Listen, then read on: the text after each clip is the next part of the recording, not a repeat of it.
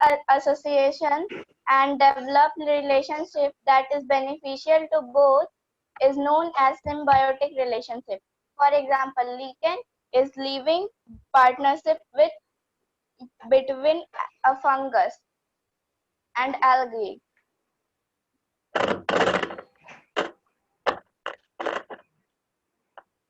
ठीक है, तो यानी सिम्बियोटिक रिलेशनशिप में क्या होता है कि दो ऑर्गेनिज्म में live in close association and develop a relationship that is beneficial to both. यानी दोनों दो ऑर्गेनिज्म है, वह दोनों एक ऐसा रिलेशनशिप बनाता है जिसमें दोनों को बेनिफिट हो, है ना, दोनों एक दूसरे पर डिपेंडेंट हो। That relationship is known as symbiotic relationship. यानी टू लिव टुगेदर, वो एक साथ रहना है, तो दो एक साथ कोई भी रहेगा तो उसमें एक ही को फायदा नहीं है, दोनों को फायदा होता है, दोनों एक दूसरे से मिलजुल के अपना काम चलाता है। तो इस तरह के रिलेशनशिप को हम लोग सिम्बियोटिक रिलेशनशिप कहते हैं, जिसमें एग्जांपल्स में लीचेन हुआ। Lichen is a living partnership between fungus and alga. तो एल्गा और इसके बीच में इसका रिलेशनशिप है। ठीक है, अब अनन्या ये जवाब दे, how are nutrients replaced in the soil. ये आपको कैसे न्यूट्रिएंट जो है वो सॉइल में रिप्लेनिश करता है, इसके बारे में अनन्या कौन जवाब देगा? Raise your hands. Aditya,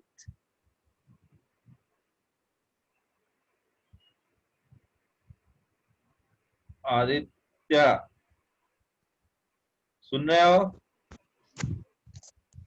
yes sir. हाँ बोलो, how are nutrients replenished in the soil. कैसे आपको न्यूट्रिएंट्स रिप्लेनिश करता है इन द सॉइल में। आपको इसमें एक डायग्राम भी बना हुआ है पेज नंबर 7 में, उसमें दिया है कि decomposition of dead parts of the organism. कोई भी जो है आपको कोई भी ऑर्गेनिज्म हो, है ना, लिविंग ऑर्गेनिज्म में आपको प्लांट्स भी आता है, एनिमल्स भी आता है। अगर उसका डेड पार्ट्स डिकम्पोज करेगा, है ना, कहीं पर छोड़ दिया डेड बॉडी को, तो वहां पर देखते होंगे कि वहां पर जो भी प्लांट्स ग्रो करेगा वह काफी हरा भरा होता है। क्यों? क्योंकि उसको प्रॉपर अमाउंट में जो है न्यूट्रिएंट्स मिलता है। दूसरा है, आप फर्टिलाइजर डाल के आप उसके न्यूट्रिएंट्स को बढ़ाते हैं। कोई भी प्लांट्स को आप जो यूरिया या अदर, है ना, डीएपी या जो भी पोटास या जिंक वगैरह डालते हैं, ये फर्टिलाइजर्स है, उसके हेल्प से आप क्या करते हैं, सॉइल के न्यूट्रिएंट्स को रिप्लेनिश करते हैं। ओके, शौर्या स्वराज तुमने 2 बार एडमिट करने,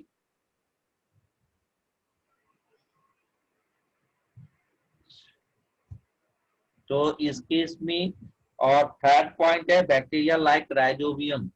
जैसे आप देखते होंगे कि दो प्लांट्स जो ग्रो करते हैं, जैसे आपने पैडी और व्हीट, इस दोनों के बीच में आप जो है एक लिग्यूमिनस प्लांट्स, जैसे कोई तेलहन और दलहन, दाल वाला चीज या तेल वाला चीज की खेती करते हैं, तो उस प्लांट्स में ये खासियत होता है कि उसके रूट्स में राइजोबियम नाम का एक बैक्टीरिया होता है, जो वह क्या करता है, नाइट्रोजन फिक्सेशन का काम करता है। एटमॉस्फेयर में जो नाइट्रोजन है, उस नाइट्रोजन को वह अर्थ तक वह आपको क्या करता है, वह रूट्स, वह राइजोबियम बैक्टीरिया उसको एब्जॉर्ब करके वो फिक्स करता है, तो जिसके कारण भी आपको सॉइल का जो न्यूट्रिएंट्स है वो रिप्लेनिश कर सकता है।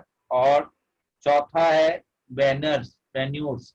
तो जैसे आप कंपोस्ट वगैरह कोई भी चीज को, डेड बॉडी, आप घर भी कचरा आ रहा है उसको आप कहीं पर स्टोर करते हैं, है ना, और वो कंपोस्ट बनाते हैं, वह आपको मैन्योर्स के रूप में। फर्टिलाइजर और मैन्योर्स में अंतर है दोनों में। ठीक है, तो इस जगह इस तरह से हम न्यूट्रिएंट्स रिप्लेस कर सकते हैं इन द सॉइल। आशीष रंजन अभी ज्वाइन किया, और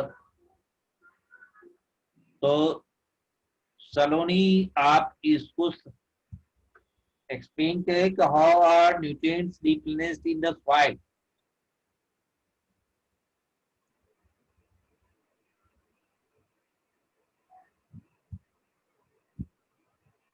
शुभ नारायण।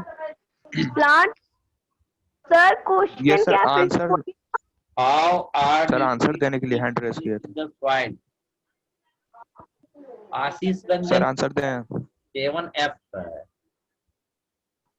सर क्वेश्चन क्या है फिर से बोलिए ना। How are nutrients replaced in the soil. अभी अभी मैंने उसको एक्सप्लेन भी कर दिया है, कैसे आपको न्यूट्रिएंट्स रिप्लेस करता है सॉइल में।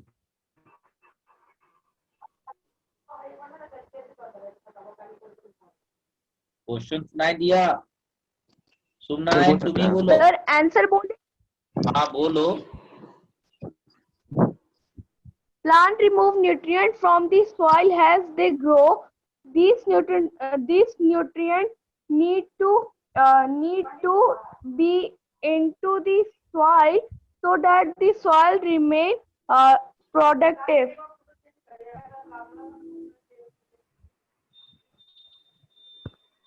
यस, शुभ नारायण एक्सप्लेन करो इसको। यस सर, सर प्लांट जब ग्रो करता है तो वो सॉइल का न्यूट्रिएंट्स एब्जॉर्ब कर लेता है, तो सॉइल जिसे इनफर्टाइल हो जाता है, तो उसको फिर से फर्टाइल करने के लिए 4 मेथड का यूज होता है सर।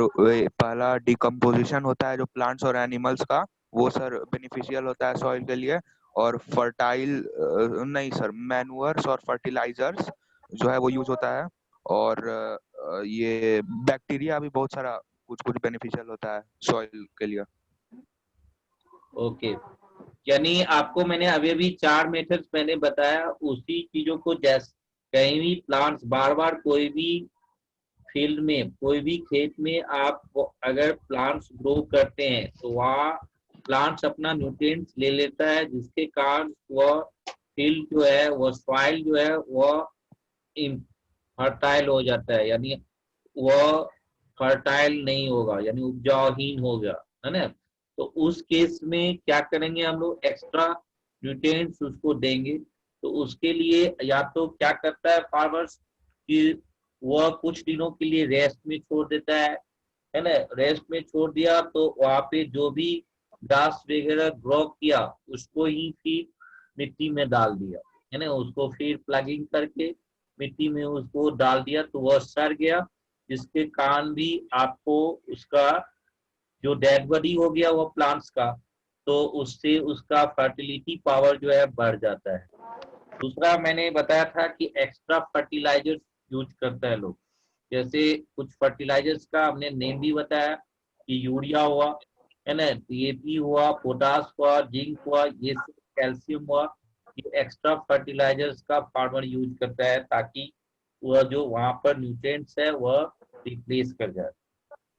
फिर मैन्योर्स जो आप कंपोस्ट के रूप में जो है आप यूज करते हैं, जो घर में कोई भी कचरा वगैरह गाय का गोबर हुआ, ये फार्मर्स वगैरह का, उसका हम लोग जो है बनाते हैं, उसको स्टोर करके कंपोस्ट के रूप में तैयार करते हैं, वही मैन्योर्स कहलाता है। वह फील्ड में डाल दिया खेत में, जिससे उसकी फर्टिलिटी पावर बढ़ सकती है, ठीक है।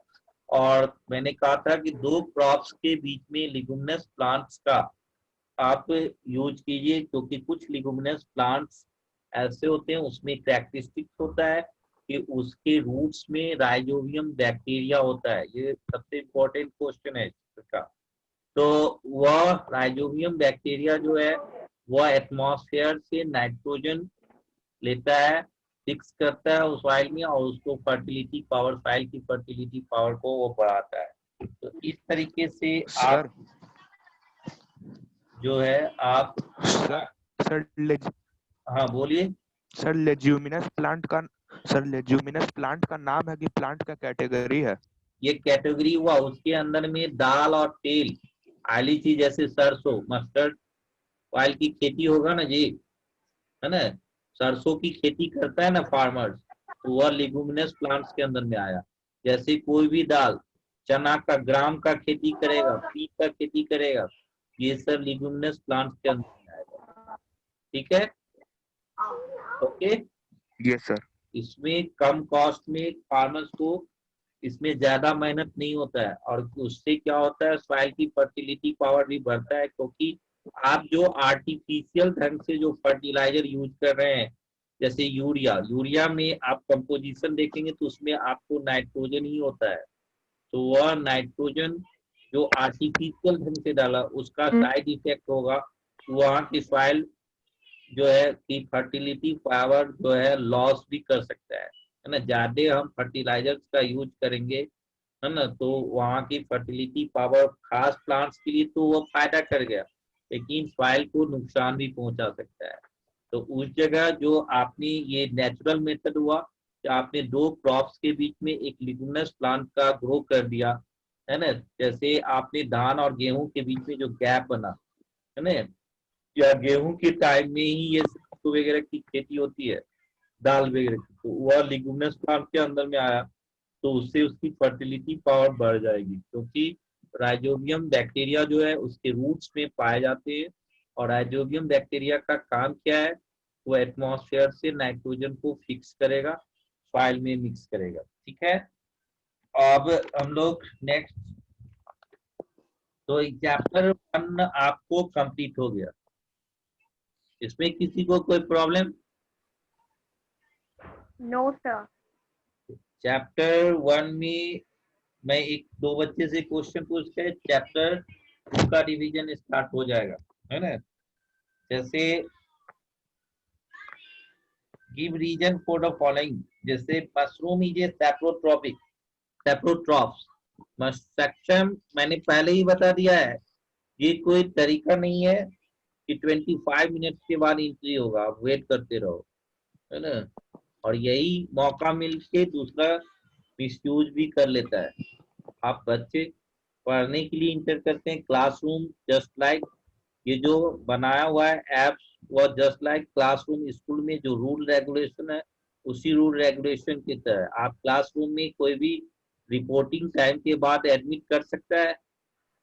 अगर 7 बजे रिपोर्टिंग करना है तो वह आएगा 11 बजे, तो वह एडमिट होगा नहीं होगा स्कूल, है ना। तो इसी तरीके से आप जो अभी 12 के बदले में 12:25-28 हो रहा है, तो आपको एंट्री नॉट अलाउड।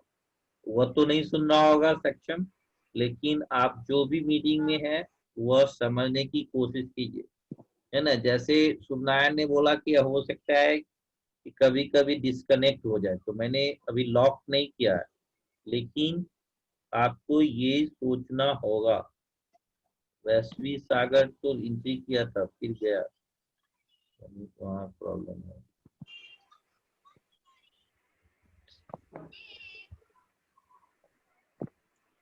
तो चलो ये तो कौन बताएगा कि mushroom is a saprotrophs? Why? Shubh जो है नारायण। वो सैप्रोट्रॉप्स है। कल ही मैंने डिस्कस किया था सैप्रोट्रॉप्स का, आज भी मैंने स्टार्टिंग में ही सैप्रोट्रॉप्स के बारे में बताया। तो मशरूम शुभ नारायण। सैप्रोट्रॉप्स है कैसे? चलो अनन्या।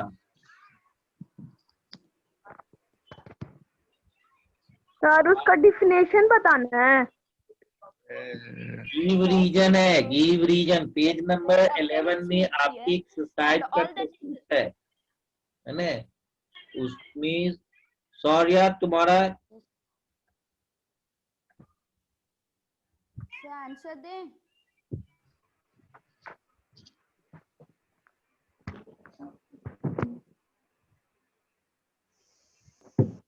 सौर्या ये वीडियो को ऑफ ही रखे, क्योंकि आप कुछ भी दिखाते हैं, अदर गार्जियंस भी बच्चों के साथ है, और वीडियो में आपका बेडशीट में ही फिगर है, वो उसको कोई गलत भी अंदाज लगा लेता है, इसलिए वीडियो ऑफ ही रखे। जब आपको वीडियो ऑन करने की बात होगी आप ऑन कीजिएगा, ओके। जैसे अभी सौर्या का वीडियो था, तो वह मे बी इससे अच्छा है कि वीडियो ऑफ ही रखे, ठीक है। हाँ बोलिए।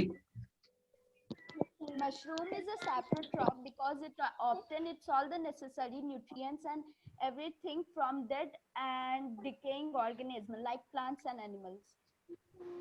कौन जवाब दे रहा है? Ananya 7. सर आंसर दे। हाँ बोलिए। Sir, दे चुके answer. सर यही है ना question sir. Mushroom is a saprotroph. हाँ हाँ sir mushroom is a saprotroph because it feeds on dead and decaying matters. Okay, तो सैप्रोटॉप्स का मतलब ही था कि आपको रॉटिंग मटेरियल पर वो ग्रो करेगा कोई भी प्लांट। तो मशरूम जो है वो आपको वुड, डेड वुड पर, वह रॉटिन वुड पे आपको वह ग्रो करता है ना। वैसे मशरूम की खेती भी करने लगा है लोगों ने, लेकिन वह ज्यादातर नेचुरल वे में जो ग्रो करता है वह रॉटेन मटेरियल पर होता है, सड़ा हुआ चीजों पर। ओके, इसीलिए मशरूम को हम लोग सैप्रोट्रॉप न्यूट्रिशन में रखते हैं। ओके,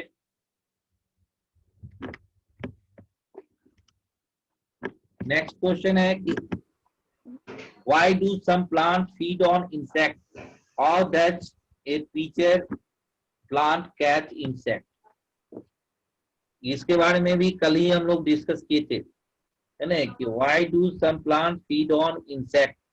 तो वह मजबूरी में वह आपको नाइट्रोजन की जो इफिशियंसी है उसको वह पूरा करने के लिए वह प्लांट्स जो है वह इंसेक्ट को खाता है। और कैसे खाता है ना, और दैट फीचर ये भी हम लोग डिस्कस किए थे। कौन बताएगा? सर हाँ कौन, नाम बोलो। सर हाँ बोलो। some plants feed on insects. Some plants feed on insects to get nitrogen requirement. The leaf of the peach plant get modified from a peach with a lead. This lead is able to open and close the mouth of the peach. The peach is lined with documents pointing hairs. When an insect enters, it cannot climb back out against the hair and ultimately falls to the bottom of the leaf and gets digested. ठीक है, तो ये chapter 1 completed. और हम लोग nutrition in living organism यानी animals and man पर discuss करेंगे। इससे पहले हम लोग प्लांट्स में डिस्कस किए थे न्यूट्रिशन इन लिविंग ऑर्गेनिज्म, वो भी था, लेकिन nutrition in living organism plants का डिस्कस किया था। क्या है, को 3-4 बच्चे रेट, क्या है दिक्कत? नहीं सर, आंसर देने के लिए हैंड रेज किया था। अच्छा, 18 कोई प्रॉब्लम है?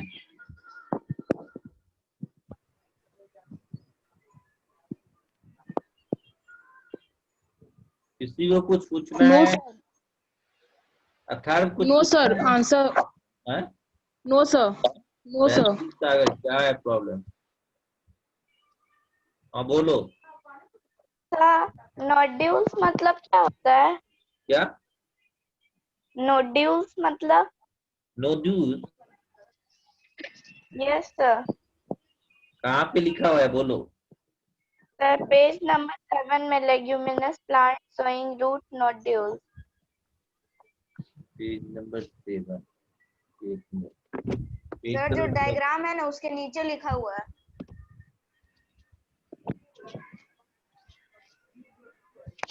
पेज नंबर 7 में जो फिगर दिया हुआ है वहां पे। सर क्या?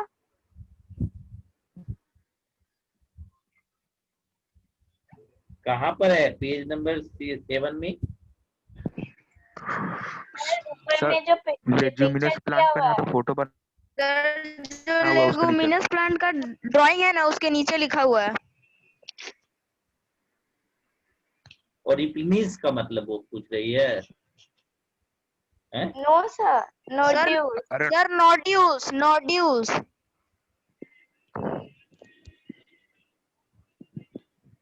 और नूडल्स है वो, नूडल्स है वो ना, सोइंग रूट नूडल्स। आप नूडल्स वाले चीज खाते हैं ना जी, आप नूडल्स नूडल्स Yes, sir. वो नूडल्स है ना, जो आप नूडल्स वाले चीज खाते हैं ना, तो Yes, sir. उसका शेप कैसा होता है, वैसे ही आपको ये फिगर में लिग्नस प्लांट शोइंग रूट नूडल्स, तो वहां पे देखते होंगे गांठ की तरह बना हुआ है ना, वह रूट्स में देख रहे होंगे गांठ की तरह बना हुआ है। नूडल्स का शेप कैसा होता है, आप जो खाते होंगे मैगी वगैरह, कुछ ऐसे चीज होंगे जो नूडल्स Yes. से भी जाने जाते हैं, आपको खाने वाला भी, जो फास्ट फूड के अंतर्गत आता है। तो ऐसे ही यहाँ नूडल्स जो आप देख रहे होंगे रूट्स में, वह जगह जगह गांठ की तरह बना हुआ है, वही है noodles. Okay, clear? Okay, sir. और कोई प्रॉब्लम? और किसी को कोई प्रॉब्लम है? और किसी को कोई प्रॉब्लम? चलो, ये रिएक्शन दिखाने की जरूरत नहीं है। ओके, तो अब हम लोग सेकेंड चैप्टर का रिवीजन, अभी भी आपके पास 2 दिन टाइम है, उसमें ये सेकेंड चैप्टर का हम लोग डिस्कस कर लेंगे। फर्स्ट चैप्टर में क्वेश्चन आंसर पहले ही आपको बता दिया गया था, हो सकता है कि कुछ बच्चे उस समय में ज्वाइन नहीं किया होगा क्लास वगैरह किसी भी वजह से, तो एक दूसरे से शेयर कर लो। कोई क्वेश्चन में डाउट है?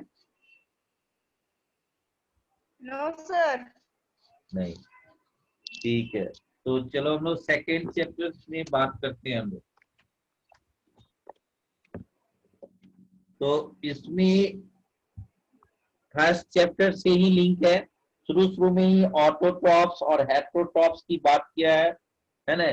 वहां पे केवल प्लांट्स की बात था, ऑटोट्रॉप्स जो था वह ग्रीन प्लांट्स था, है ना। यहाँ भी ऑटोट्रॉप्स वही है कि जो अपना फूड खुद से प्रिपेयर करता है, वो ऑटोट्रॉप्स कहलाएगा, है ना। जो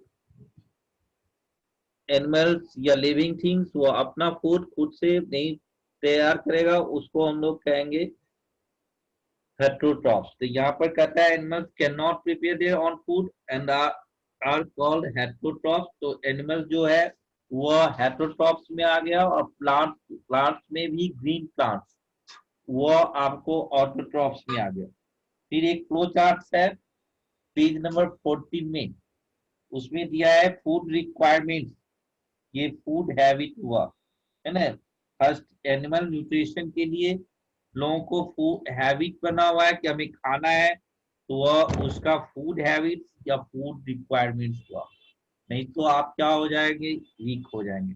दूसरी बात है, ये एनिमल न्यूट्रिशन में यूटिलाइजेशन इन द बॉडी के अंदर में उसका हम लोग यूज करते हैं, जो हमें एनर्जी प्रोवाइड करता है ना। और थर्ड है mode of intake of food. तो आप पहले भोजन लेते हैं, है ना, भोजन लेने का हैबिट होती है, और उसके शरीर में यूटिलाइज होने का, यानी the body gets the required nutrition to the 3 main steps। वह 3 तरह से वह आप फूड न्यूट्रिशन लेते हैं। एक तो आप इनटेक ऑफ फूड, जो भोजन लेते हैं, आप कोई चीज को आपने फ्रूट्स वगैरह हाथ से पकड़ा, मुंह में डाला, ये इनटेक ऑफ फूड प्रोसेस हो गया। सेकेंड है कि रिक्वायरमेंट, आपको है, इसकी जरूरत है, ये खाने की जरूरत है।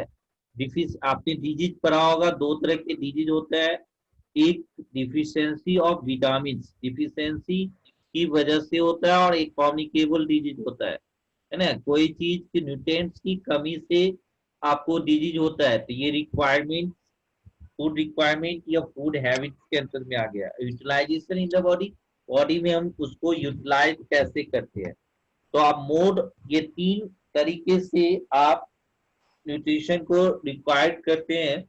उसमें mode of intake of foods में हम लोग डिस्कस करेंगे कि जैसे आप देखिए सबके खाने के तरीका अलग अलग है। ह्यूमन बींग्स कैसे खा रहा है, स्पैरो के खाने का तरीका अलग होगा, हमिंग बर्ड्स के खाने का तरीका अलग होगा। ये mode of intake of food हुआ कि खाने का जो तरीका है, ह्यूमन बींग्स हाथ से पकड़ा, तो अपना बीक का यूज किया, चोंच का यूज किया होगा, है ना। गाय को देखो, कौ का मोड ऑफ इंटेक का वे अलग है। ये अनन्या क्या प्रॉब्लम है आपको? Chapter 1, Ananya sir. कोई प्रॉब्लम है? Yes, sir. Hello Sir, chapter 1 से. Hello. Sir, Ananya, chapter 1 7E से problem है. राउंड 9 Sir, कोई chapter प्रॉब्लम है? 1 से problem है. Yes, sir. Yes, sir. हाँ बोलो। आप बहुत देर से Chapter 1 एंड से. रेज किए हुए हैं, क्या प्रॉब्लम है? सर, सिम्बायोटिक रिलेशनशिप को सैप्रोट्रॉफिक में डाला हुआ है, लेकिन जब सिम्बायोटिक रिलेशनशिप में जब दो ऑर्गेनिज्म रहते हैं तो दोनों लिविंग रहते हैं, तो उसे पैरासिटिक में क्यों नहीं कैटेगराइज्ड किया गया? फिर से अगेन रिपीट करो, अगेन बोलो तो। सिम्बायोटिक रिलेशनशिप में जो दो ऑर्गेनिज्म रहते हैं वो हमेशा लिविंग रहते हैं, तो और सेप्रोट्रॉफिक जो है वो एक डेथ रहता है, एक लिविंग रहता है, तो इसको सिम्बायोटिक रिलेशनशिप को पैरासिटिक में ना जाना चाहिए। देखिए, जैसे एक डेड रहता है, एक लीव रहता है, तो उस केस में एक दूसरे को यूजफुल नहीं ना होगा, उसका यूटिलाइज तो नहीं कर सकता है ना। Yes sir. क्या सिम्बायोटिक रिलेशनशिप में आपको बताया कि दोनों एक दूसरे के लिए यूजफुल है ना। तो उसमें आपको लीचे और फांगी के बारे में दिया हुआ था। हाँ, यही ना क्वेश्चन है। साद अभी एडमिट कर रहा है, क्या फातिमाती का बच्चा है, ये तो पहले भी था, तो लास्ट में ज्वाइन करने से अब तो लीव करने के प्रोसेस में है। 1 मिनट बाकी है बस। हाँ, समझ में आ गया अनन्या? Okay sir. समझ? चलो तुम भी इसमें सानिद, तुम इसको एक्सप्लेन करो। क्वेश्चन सुनाई दिया? यस सर, सुनाई दिया। हाँ, तो एक्सप्लेन करो। सर बोलो। 1 मिनट।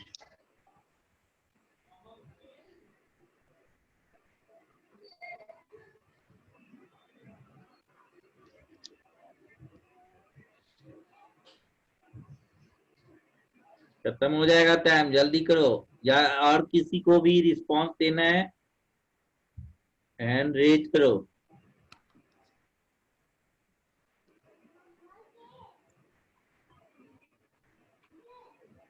शुभम कुमार,